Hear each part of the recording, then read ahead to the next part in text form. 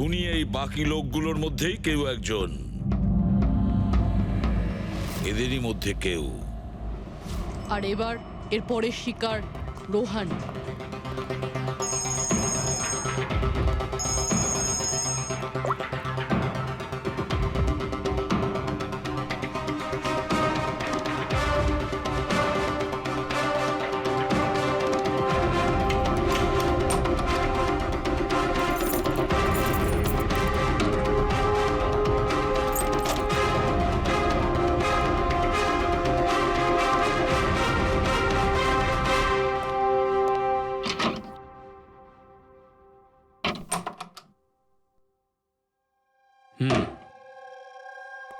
আমার মনে হয় কারোর আমার আর দিলীপের মুক্তিতে অসুবিধা হচ্ছে। আমার প্রাণের ঝুঁকি আছে এখানে। I'll talk you later, bye. Sir, everything is okay. All right, তুমি এখানেই থাকবে আর কাউকে ভেতরে ঢুকতে দেবে না। Be alert, okay? Okay sir.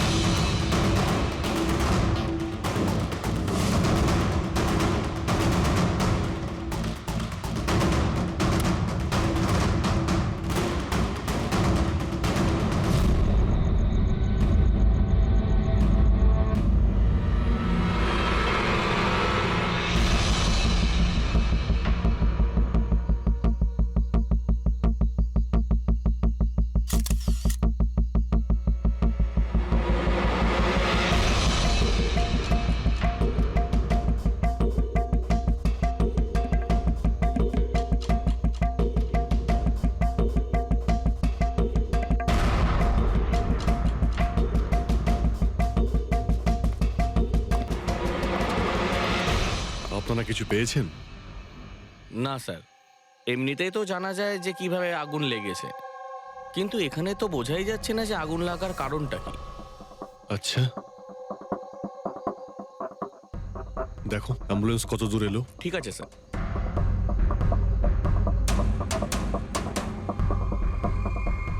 খুব বাজেভাবে ঝলসে গেছে। অদ্ভুত ব্যাপার, জানতেই পারা যাচ্ছে না যে আগুনটা কি করে লাগলো।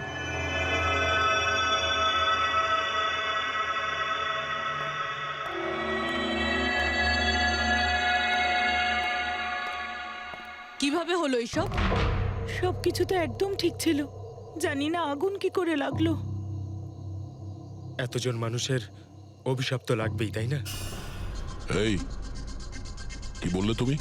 আমি জানতে পেরেছিলাম স্যার যে দিলীপ স্যার কোনো কোর্টের কেসে ফেসে গেছিলেন। খুব বড়সড় কেস ছিল স্যার, কিন্তু কিছুদিন আগে ছাড়াও পেয়ে গেছিলেন। অনেকে এই নিয়ে রেগেও ছিলেন। আচ্ছা, এই ঘটনার সুযোগ নিয়ে কেউ ওকে মেরে দেয়নি তো? না, কোর্টে উনি নির্দোষ প্রমাণিত হয়েছিলেন, উনি কিচ্ছু করেননি। কি কি কেস ছিল? 9 বছর আগে জামাইবাবু থিয়েটারে আগুন লেগে গিয়েছিল, যার জন্য বেশ কয়েকজন মারাও গিয়েছিল, আর সমস্ত দোষ জামাইবাবুর ঘাড়ে চাপলো। এমনি এমনি কি করে আগুন লাগতে পারে? এটা নিশ্চয়ই কারোর প্ল্যানিং। কাউকে সন্দেহ হচ্ছে আপনাদের? এটা কে করতে পারে? যে কেউ করতে পারে, অনিতাও করতে পারে। কোন কোন অনিতা? টনির ওয়াইফ, ও এখানে এসেও ছিল।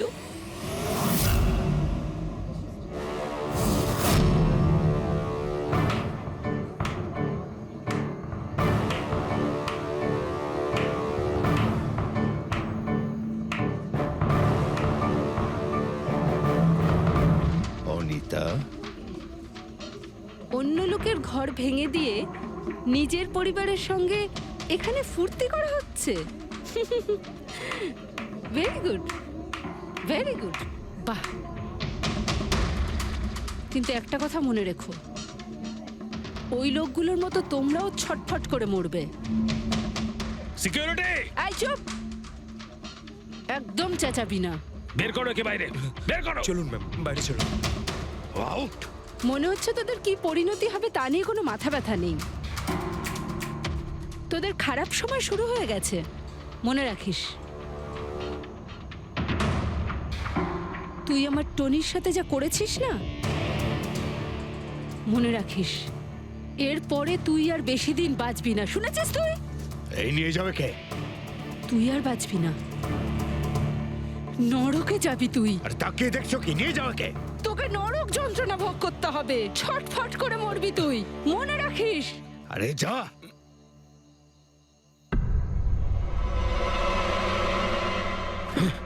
Let's enjoy Rohan. আরে ভুলে যাও।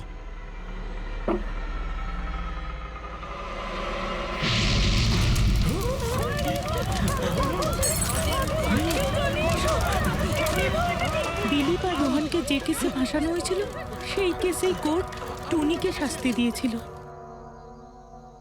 আচ্ছা, কে কে জানতো যে আপনারা এখানে এই রেস্টুরেন্টে আসবেন? জানি না স্যার। আচ্ছা, দিলীপ বাবু আসার আগে এই চেয়ারের আশেপাশে কাউকে দেখেছিলেন? কোনো অচেনা কাউকে? না স্যার, কাউকেই দেখিনি স্যার। এই টেবিলটাকে রিজার্ভ করেছিল? দিলীপবাবু ফোন করেছিলেন, বলেছিলেন যে আমাদের জন্য টেবিল রিজার্ভ করে রাখো। সবসময় এখানেই বসতেন, এই টেবিল এই চেয়ারেই। রেগুলার কাস্টমার ছিলেন আমাদের। কারোর আগে থেকে জানা ছিল যে দিলীপ এখানে এই চেয়ারে বসবে? স্যার, চেয়ারের আশেপাশে তো এমন কোনো জিনিস নেই যা দিয়ে আগুন লাগতে পারে। এ তো অদ্ভুত ধরনের মিস্ট্রি। CCTV camera.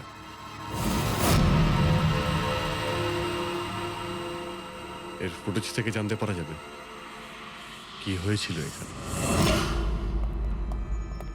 ও মাই গড, এসব কিভাবে হলো? কে করতে পারে এসব? ওই করেছে যে দিলীপকে খুন করেছে প্রমাণ লোপাটের জন্য। আর যে কেউ কিভাবে এই মনিটর রুমে চলে এলো? তোমার সিকিউরিটি কোথায়? স্যার, এই রুমে সিকিউরিটির কোনো প্রয়োজনই হয় না। এর আগে এরকম কখনোই হয়নি স্যার। স্যার, স্যার আমার মনে হয় না সিসিটিভি ফুটেজ ডিলিট করার মতো সময়ের কাছে ছিল। ও শুধু ভাঙচুর করেছে। যদি আমরা কোনো এক্সপার্টকে ডাকি স্যার, তাহলে সে হয়তো হার্ড ডিস্ক থেকে রিকভার করতে পারবে।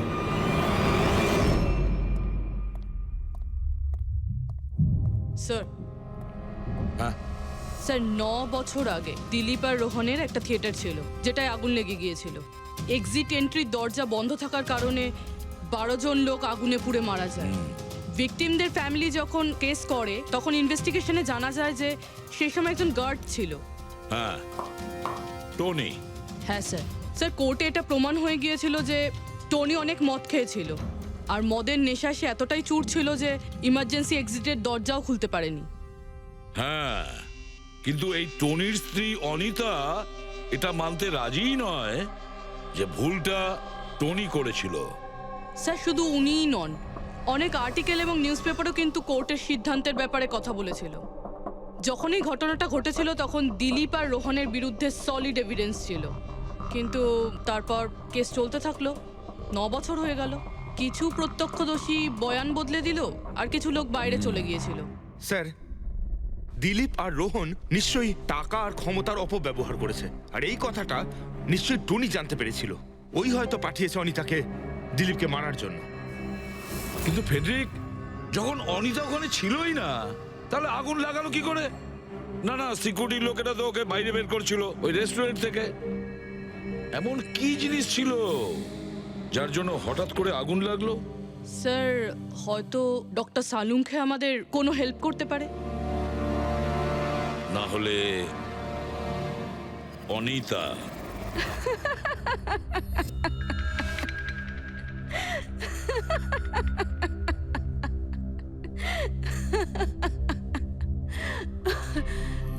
আপনারা তো অবাক হচ্ছেন কেন আমার হাসি দেখে? নাকি দিলীপের মৃত্যুর জন্য? দিলীপের মারা যাওয়াতে এত আনন্দ কিসের? আচ্ছা, আমি খুশি হব না তো আর কে হবে বলুন তো? কালকে রাত্রে রেস্টুরেন্টের থেকে বেরোনোর পর তুমি কোথায় গিয়েছিলে? জেলে আমার স্বামীর সঙ্গে দেখা করতে। ওয়ার্ডেনের কাছে সমস্ত রেকর্ড আছে, আপনারা চাইলে চেক করতে পারেন। সেটা তো আমরা করবই। আর এইটাও যে তুমি ওই আগুনটা লাগালে কিভাবে? কোনো কালো জাদু করেছিলে তুমি? দিলীপের গায়ে হঠাৎ করে আগুন লাগলো কি করে? কালো জাদু জানলে অবশ্যই প্রয়োগ করতাম, কিন্তু আমি খুব খুশি হয়েছি। দিলীপও ঠিক সেইভাবেই ছটপট করে মরেছে যেভাবে 9 বছর আগে ওই নিরীহ লোকগুলো মারা গেছিল, যেটা শাস্তি এখন আমার স্বামী টনি ভুগছে। তুমি এইটা কিভাবে বলতে পারো যে টনির কোনো ভুল ছিল না? তুমি তো ওখানে ছিলেই না। আমি ওখানে ছিলাম না, কিন্তু টনি এখানে ছিল। সেদিন ওর শরীর খারাপ ছিল। ওর মালিকদের মানে রোহন আর দিলীপকে বলে তাড়াতাড়ি বাড়ি চলে আসে আগুন লাগার অনেক আগেই। ভুল ওদের দুজনের ছিল, ওরাই পুরনো দরজা ঠিক করায়নি, যার জন্য ওখানে আগুনে পুড়ে অনেক লোক মারা গেছিল। আমার স্বামীর নয়, ওদের দুজনের দোষ ছিল। তাতে তোমার নিশ্চয়ই খুব রাগ হয়েছিল, ওদেরকে মেরে ফেলারও ইচ্ছে হয়েছিল। 12 জন মারা গেছিল ওখানে। আমার থেকে অনেক বেশি রাগ ওদের পরিবারের লোকেদের হয়েছিল, কিন্তু এখন হয়তো ওরা খুব খুশি দিলীপের মৃত্যুর খবর শুনে। খুব খুশি হয়েছে। ওরা আরো বেশি আনন্দ পাবে যেদিন রোহন পুড়ে মরবে।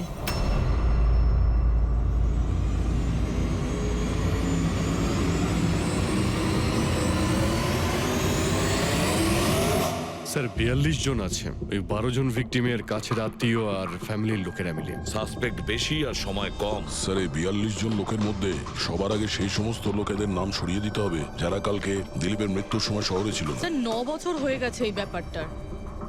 হয়তো অনেক মানুষ দেশ ছেড়েও চলে গিয়েছে, আর কিছু লোক হয়তো এই পৃথিবীতেই আর নেই। তারপরেও খোঁজ তো নিতে হবে। দেখো কজন শহরে ছিল যখন দিলীপের মৃত্যু হয়।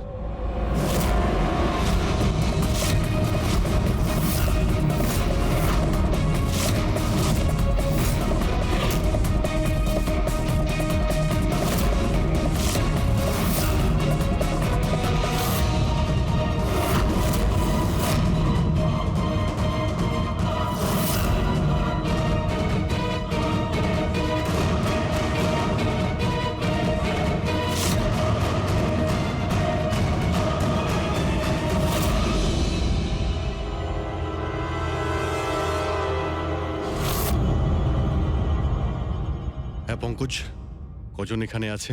27 জন স্যার, যারা সেই সময় শহরে ছিল, আর ওদের দিলীপকে মারার কারণও ছিল। ঠিক আছে, সবাইকে বিউরোতে ডাকুন। দেখা যাক ওরা নির্দোষ হওয়ার কি গল্প শোনায় আমাদের। জেমস, তোমার বাবা 9 বছর আগে থিয়েটারে আগুন লাগার কারণে মারা গেছেন, তাই তো? Yes sir. আপনার হাজবেন্ড ফিল্ম একাই দেখতে গিয়েছিলেন? সেই দিন আমি বিজি ছিলাম, তাই উনি একাই চলে যান। কালকে রাত্রে কোথায় ছিলে তুমি? স্যার আমি আমার বন্ধুদের সঙ্গে ছিলাম। স্যার আমি পাসপোর্ট অফিসে গেছিলাম। ওই দুজনকে আমি এমনি এমনি ছেড়ে দেব না। তো কি করেছিলে তুমি? ভেবেছিলাম যে দিলীপের সাথে ফেস টু ফেস দেখা করব, আর ওকে জিজ্ঞেস করব যে তুমি এরকম কেন করলে। স্যার তারপরে আমি আমার বন্ধুদের সাথে বাড়িতে যাই। আমি আমার ওয়াইফের সাথে মলে ছিলাম। স্যার আমার বন্ধুদের জিজ্ঞাসা করতে পারেন। স্যার যদি ওর সাথে আমার দেখা হতো তাহলে ও রেস্টুরেন্টে বেঁচে ফিরতো না। দিলীপ ওর কর্মের শাস্তি পেয়ে গেছে। আমি রেস্টুরেন্ট থেকে জানতে পারলাম যখন যে দিলীপের সাথে কি হয়েছে, তখন মনে শান্তি পেলাম স্যার। আর বাকি থাকলো রোহন, ও তার কর্মের শাস্তি নিশ্চয়ই পাবে। এবার এই 27টা নামের মধ্যে তাদের নামগুলো রেখে দাও যারা ঘুরিয়ে ফিরিয়ে উত্তর দিচ্ছিল, আর যারা নিজেদের উত্তর অনেক আগে থেকেই তৈরি করে রেখেছিল।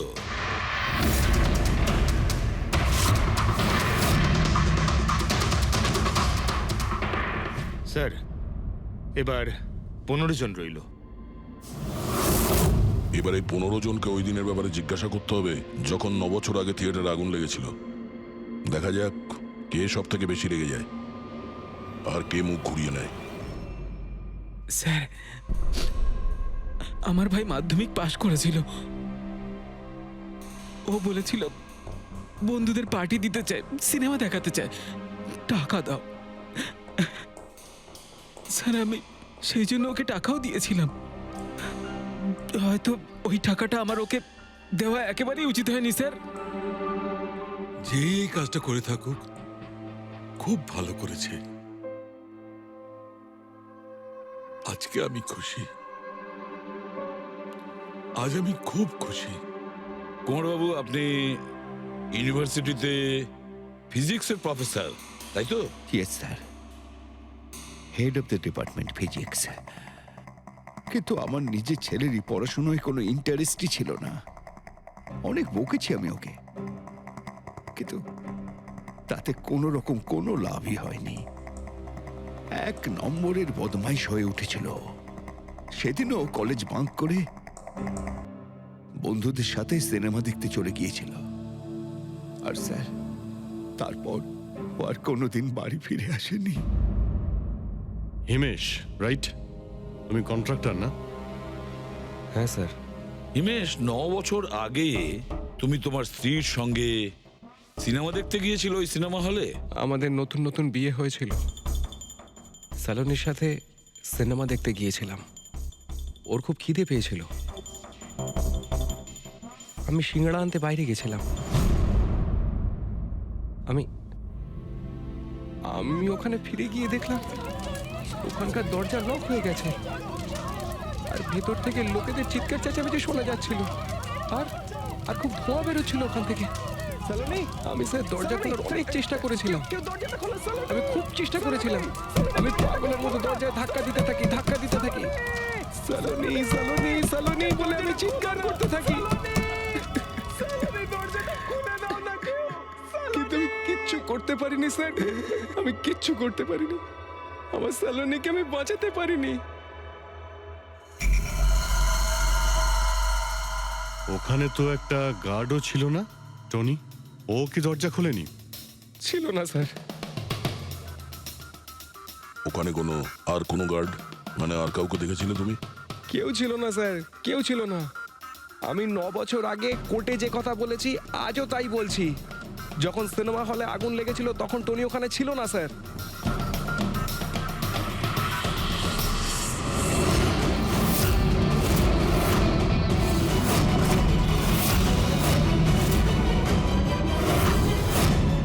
স্যার, এই হলো আমাদের 15 জন সাসপেক্ট যারা দিলীপকে খুন করতে পারে। স্যার, পুলিশ বলছিল যে ফায়ারম্যানরাও বলতে পারেনি যে আগুনের এক্স্যাক্ট সোর্সটা কোথায় ছিল। ওরা তো দেখা মাত্রই জানতে পেরে যায়, তাই না? জানতে পেরে যায় যে ওখানে এমন কি জিনিস ছিল যাতে আগুন ছড়িয়ে পড়ে, কিন্তু ওরা জানতে পারেনি।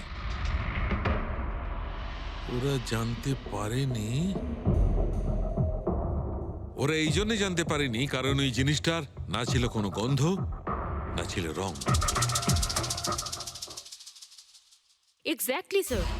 যদি এটা লিকুইড হতো না তাহলে দিলীপ নিশ্চয়ই বুঝতে পারতো ওই চেয়ারটায় বসা মাত্রই। আর পাউডার থাকলে আমরা টেস্ট করে পেয়ে যেতাম। তার মানে এটা তো গ্যাস। তার মানে হচ্ছে এটা ছিল গ্যাস। গ্যাস? এই জন্য ওই ফায়ারম্যান জানতে পারেনি যে কিসের জন্য আগুন লেগেছিল। ইনফ্লেমেবল গ্যাস বস, যার শুধু একটা স্পার্কের দরকার হয় জ্বলে উঠবার জন্য। কিন্তু একটা কথা বুঝতে পারছি না, দিলীপ যে চেয়ারে বসেছিল সেই চেয়ারে গ্যাস আসলো কোথা থেকে?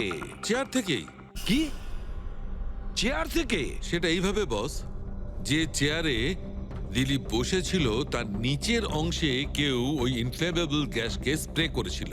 মারা যাওয়ার সময় দিলীপের সংস্পর্শে দুটো জিনিস ছিল। একটা তো এই চেয়ার যেটাতে ও বসেছিল, আর একটা ওয়াইনের গ্লাস যেটা ও হাতে ধরেছিল। আমরা এই দুটো জিনিসই চেক করেছি। তো এই চেয়ারটা থেকে আমরা ইনফ্লেমেবল গ্যাসের কিছু ট্রেসেস পেয়েছি। বস, আমাদের আশেপাশের পরিবেশে সর্বদা জ্বলনশীল পদার্থ ঘুরে বেড়ায়, যেটা কখনো কখনো স্পন্টেনিয়াসলি জ্বলে যায়। যেমন হচ্ছে মাস গ্যাস, একটা ন্যাচারাল বায়োগ্যাস, আর জ্বলনশীল গ্যাস এর মেইন কম্পোনেন্ট। তার মানে ইনফ্লেমেবল গ্যাস যে কোনো সময় হাওয়াতে এমনি এমনি জ্বলে উঠতে পারে? না ফ্রেডি, নিজে নিজে নয়।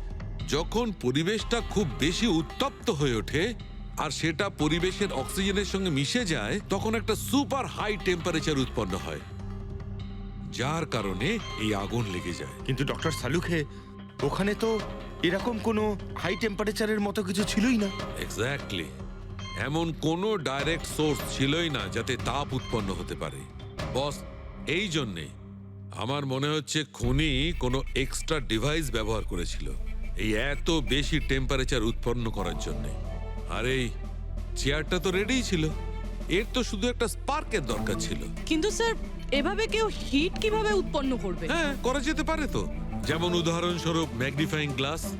ম্যাগনিফাইং গ্লাস দিয়ে সূর্যের রশ্মিকে বিশেষভাবে ফোকাস করে আমরা ছেলেবেলায় কাগজ পড়াতাম।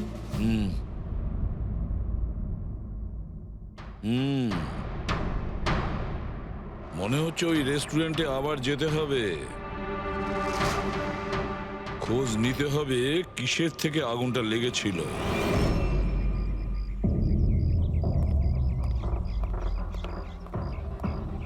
সব জায়গায় দেখে ফেলেছি স্যার, কিন্তু এমন কিচ্ছু খুঁজে পেলাম না যাতে আগুন লাগতে পারে। আর এটা ওপেন এয়ার রেস্টুরেন্ট। যখন খুনি দিলীপের চেয়ারের নিচে ওই ইনফ্লেমেবল গ্যাস স্প্রে করেছিল, কেউ তো দেখেছিল। সেটাই তো, চেয়ারে হঠাৎই আগুন লেগে যায় আর দিলীপ পুড়ে মারা যায়। কেউ কিছু দেখেনি আর না আমরা কোনো প্রমাণ পাচ্ছি। স্যার, ওই data expert CCTV footage recover করে ফেলেছে, আপনারা দেখতে পারেন স্যার। গুড। দয়া, তুমি গিয়ে দেখো, ততক্ষণ আমি এখানে দেখছি কিছু পাওয়া যায় কিনা। স্যার, দিলীপ আর ওর ফ্যামিলি আসার 15 মিনিট আগের ফুটেজ এটা।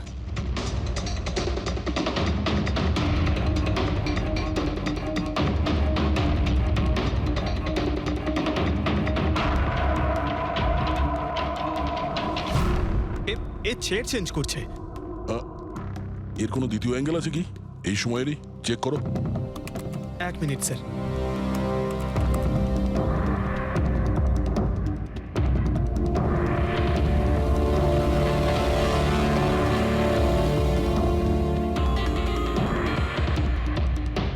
ও চেয়ারটার সঙ্গে কি করছে?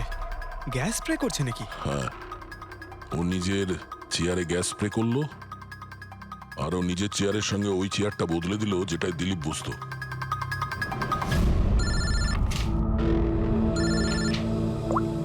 হ্যাঁ দয়া। আচ্ছা, গ্রেট, গুড ওয়ার্ক দয়া, গুড ওয়ার্ক।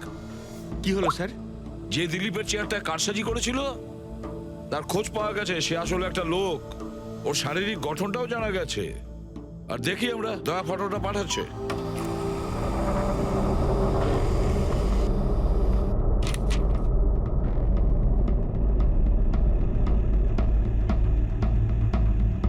খুনি এই বাকি লোকগুলোর মধ্যেই কেউ একজন, এদেরই মধ্যে কেউ। আর এবার এর পরের শিকার রোহান।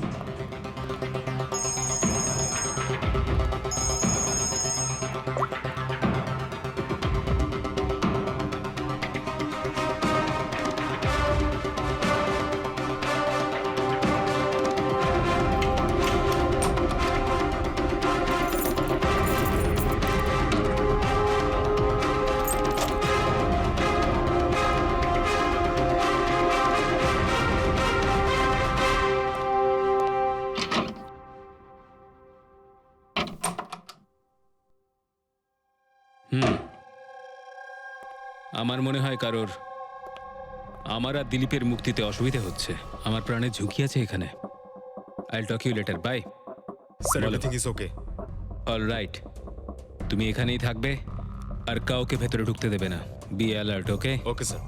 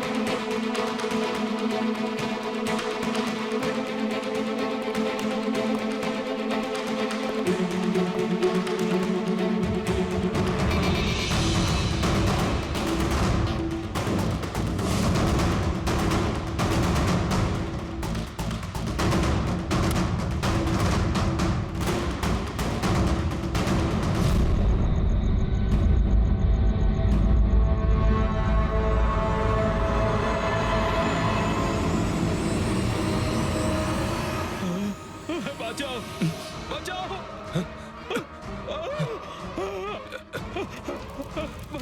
বাঁচাও বাঁচাও বাঁচাও ওকে জল দাও জল বাঁচাও বাঁচাও বাঁচাও স্যার আসছি স্যার স্যার স্যার এক মিনিট স্যার স্যার বাঁচাও স্যার কোথায় আপনি জল জল দাও স্যার বাঁচাও বাঁচাও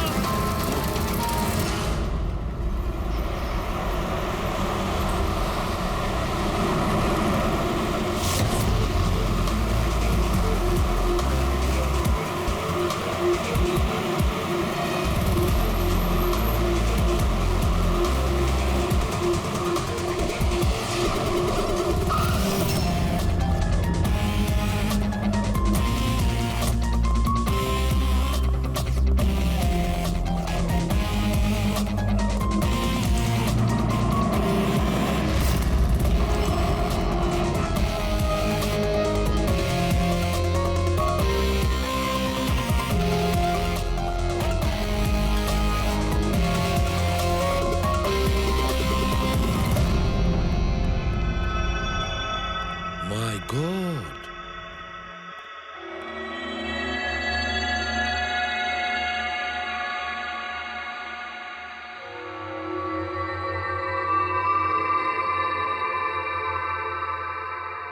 কি হয়েছিল এখানে আর কিভাবে?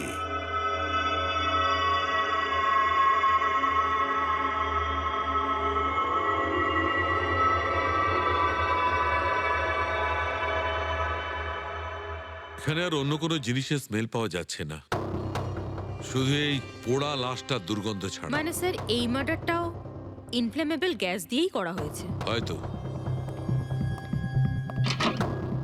এসব হলো কিভাবে? হ্যাঁ স্যার আসলে আমি রোহন স্যারের বডিগার্ড। আচ্ছা, তাহলে আপনারা কোথায় ছিলেন যখন এসব হলো? স্যার রোহন স্যার আমাকে বাইরে পাহারা দিতে বলেছিলেন। তার কিছুক্ষণ পরেই আমি ওনার চিৎকার শুনতে পেয়ে ওনার রুমের দিকে দৌড়ে আসি আর দেখি দরজার চারদিক থেকে ধোঁয়া বেরোচ্ছিল। আমি অন্য চাবি দিয়ে দরজা খুলে ভিতরে যাওয়ার পর দেখলাম যে স্যার ততক্ষণে রোহন স্যার পুড়ে গেছেন। আপনারাও কেউ কিছু জানেন না?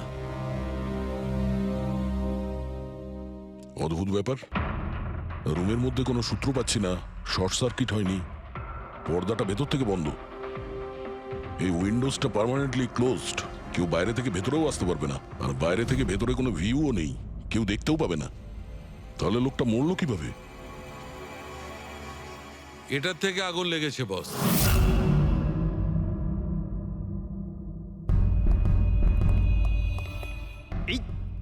এই জিনিসটা দিয়ে এটা কি স্যার? এটা হচ্ছে ফিলামেন্ট। ফিলামেন্ট? ইলেকট্রিক বাল্বের ভেতরের ফিলামেন্ট। যখন এই ফিলামেন্টের ভেতর দিয়ে ইলেকট্রিক পাস করানো হয় তখন এটা গরম হয়ে লাল হয়ে যায়। বস, খুনিও এই টেকনিকটাই ব্যবহার করেছে ওই জ্বলনশীল গ্যাসটাকে জ্বালানোর জন্য। কিন্তু ওই রেস্টুরেন্টে যেখানে দিলীপ মারা গিয়েছিল ওখানে তো আমরা এরকম কোনো ফিলামেন্টের মতন কিছু পাইনি। বস, এত ছোট্ট একটা জিনিস, ওটা খোলা জায়গা, হয়তো কোথাও উড়ে চলে গেছে, কিন্তু এখানে তো পুরো ঘরটাই বন্ধ, তাই জন্যে খাটের তলায় এটা আমি পেয়ে গেছি। কিন্তু স্যার ফিলামেন্ট দিয়ে ইলেকট্রিক পাস করানোর জন্য ওয়্যারসের কোনো না কোনো কানেকশন তো থাকা উচিত বেড পর্যন্ত। আছে, এখানেই নিশ্চয় কোথাও আছে। পুরো বেড চেক করেছি আমরা, রুমটাও চেক করেছি, এরকম কিছুই তো পাইনি আমরা। দয়া, ওই দরজাটা কিসের? Manager, yes sir. ওই দরজার ওপারে কি আছে? স্যার আর একটা রুম আছে, এই রুমের সাথে ওটা কানেক্টেড।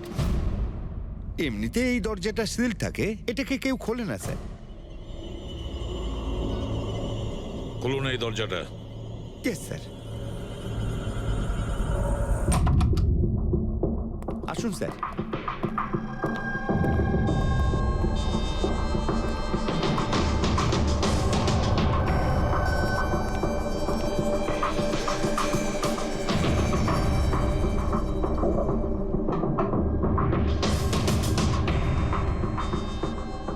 আচ্ছা ম্যানেজার বাবু, কার রুম এটা? কে থাকে এই রুমটাতে? কোনো একজন গেস্ট স্যার, ডিটেলস চেক করতে হবে। দেখুন। Okay sir.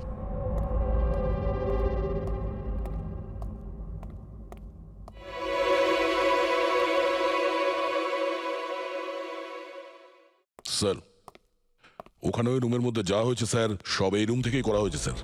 কিন্তু যদি কারেন্ট এই রুম থেকে পাস করা হয়ে থাকে তাহলে এখান থেকে বেড পর্যন্ত কোনো না কোনো ওয়্যার তো থাকা উচিত। আর যদি থেকে থাকে তাহলে রোহন নিশ্চয়ই সেটা দেখতে পেয়েছে। হ্যাঁ, হয়তো ওর বডিগার্ডও দেখে থাকবে।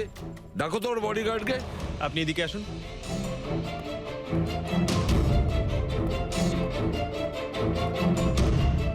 একটা কথা বলো, যখন তুমি রোহনের ঘরে এসেছিল তখন কোনো তার দেখেছিলে এখানে, এই দরজা থেকে ওই রুম পর্যন্ত? কোনো কিছু?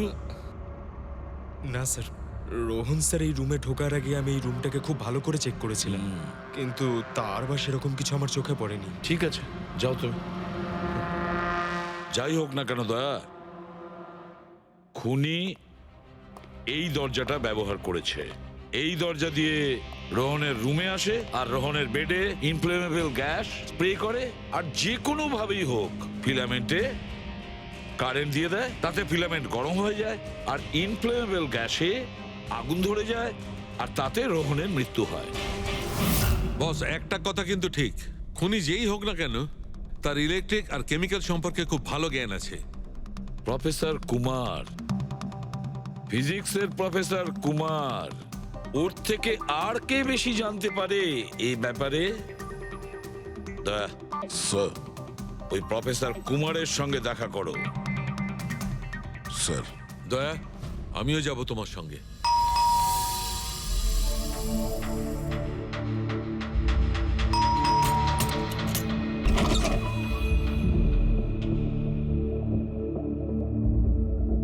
প্রফেসর কুমার আছেন বাড়িতে? হ্যাঁ আছেন, কিন্তু আপনারা? সিআইডি। সিআইডি? সব ঠিক আছে তো স্যার? হ্যাঁ, ওনাকে কিছু জিজ্ঞাসা করার আছে। কোথায় উনি? বাইরে বাচ্চাদের পড়াচ্ছেন, আমি ডেকে আনছি। ঠিক আছে ঠিক আছে, আমরা দেখছি।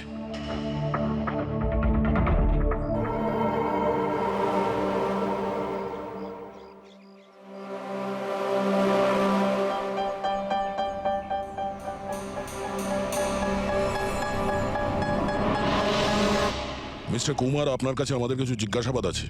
বলুন, কি জানতে চান? আপনি এটাকে চেনেন? এটা তো ফিলামেন্ট। গুড, ঠিক চিনেছেন আপনি। আপনি জানেন আমরা এই ফিলামেন্টটা কোথা থেকে পেয়েছি? সেটা তো আপনারাই বলতে পারবেন কোথা থেকে পেয়েছেন। রোহনের বিছানার নিচে। কাল রাত্রে রোহন ওই বিছানাতেই পুড়ে মারা গেছে। হোয়াট?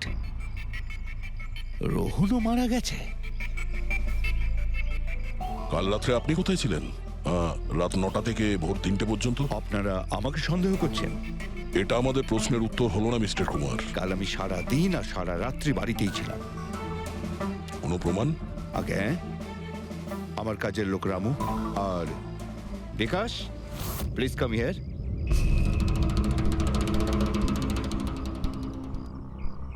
Yes sir. এনাদের বলো যে কাল কোথায় ছিলাম। স্যার, আমাদের সবার এক্সট্রা ক্লাস নিচ্ছিলেন এই বাড়িতেই। কটা থেকে কটা পর্যন্ত? স্যার, সন্ধ্যা 6টা থেকে ভোর 5:30 পর্যন্ত। সামনেই আমাদের এক্সাম, তাই আমরাই স্যারকে রিকোয়েস্ট করেছিলাম এক্সট্রা ক্লাস করানোর জন্য। ঠিক আছে স্যার, তুমি যাও বাবা। স্যার, আমার আরো 5 জন স্টুডেন্টস আছে যারা কাল সকাল 9টা থেকে 5:30 পর্যন্ত আমার কাছে ছিল। বলেন তো ওদেরও ডাকি? ঠিক আছে। এবার আমি যেতে পারি স্টুডেন্টদের পড়াতে? Please please. Thank you.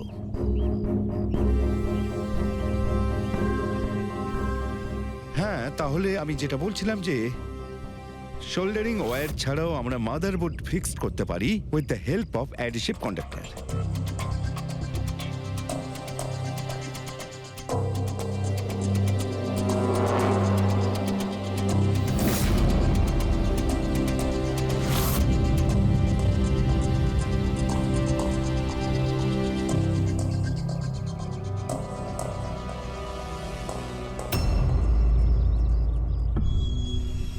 My god, my god, আরে ভাই কি ব্যাপারটা কি? আরে ভাই এই ভুলটা আমি কি করে করলাম? কি গড, বুড়ো হয়ে গেছি আমি বুড়ো হয়ে গেছি। দয়া একটা কাজ করবে, 1 ঘন্টা পরে ফরেন্সিক ল্যাবে দেখা করো, একটা জিনিস দেখাবো। 1 ঘন্টা পরে। আরে ওই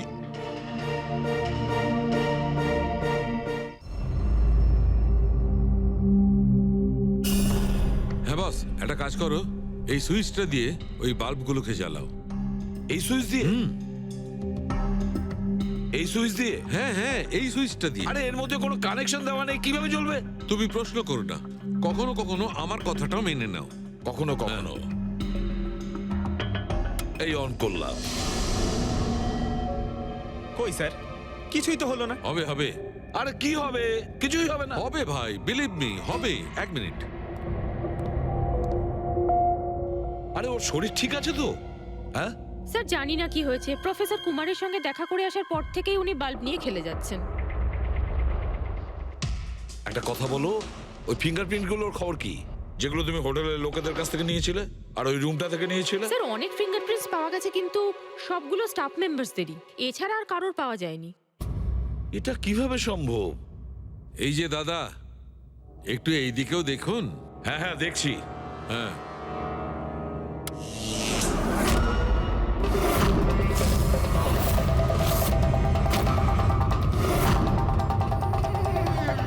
আরে স্যার, স্যার এই বাল্বগুলো জ্বললো কিভাবে? এ কি কাণ্ড করলেন ডক্টর সালুকে? কোনো তার ছাড়াই আপনি সবকটা বাল্ব জ্বালিয়ে দিলেন। কিন্তু ডক্টর সালুকে, এটা আপনি করলেন কিভাবে? এটা ঠিক তেমন ভাবেই হয়েছে ফ্রেডি, যেমন ভাবে খুনি করেছিল। ওই দিলীপের চেয়ারটাতে আর রোহনের বেডে। ম্যাজিশিয়ান সালুখে, এবার পরিষ্কার করে বলুন আপনি সব করলেন কিভাবে? কারেন্ট কি হাওয়া থেকে আসলো? হাওয়া থেকে আসেনি বস, তাহলে? কারেন্ট এসেছে ইলেকট্রিক পেইন্টের সাহায্যে। Electric paint? হ্যাঁ, ইলেকট্রিক পেইন্ট। আসলে ইলেকট্রিকের যে তার হয় সেটা মেটালের হয়।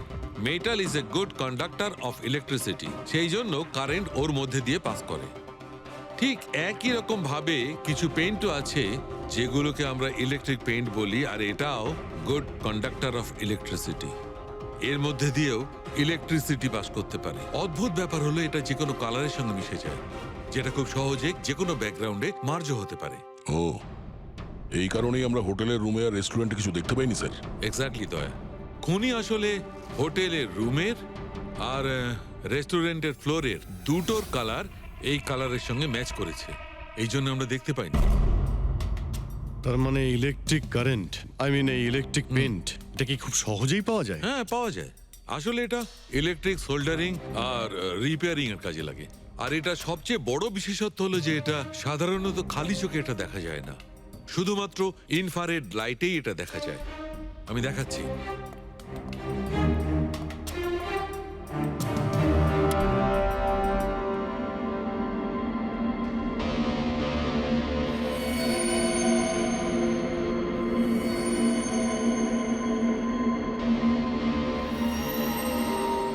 দেখেছো বস? হ্যাঁ, খনিও ঠিক এইভাবেই ইলেকট্রিক পেইন্টের ব্যবহার করেছে আর এই সার্কিট তৈরি করেছে।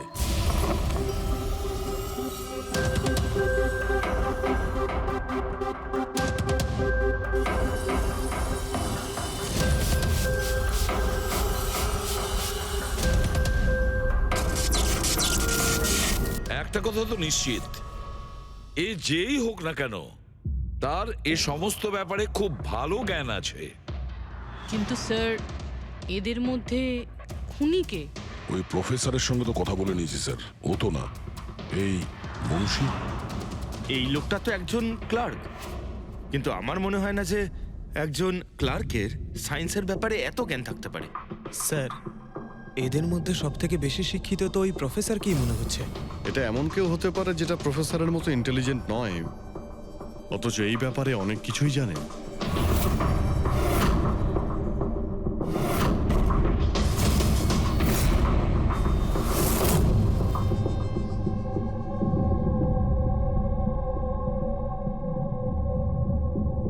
সেই লোকটা অভিজিৎ, এই লোকটাই সে।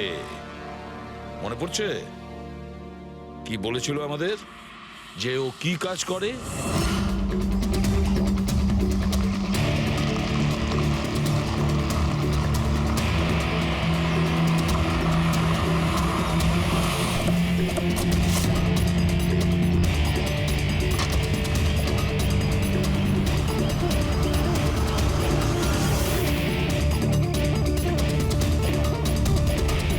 যাওয়া যাক শ্বশুর বাড়ি।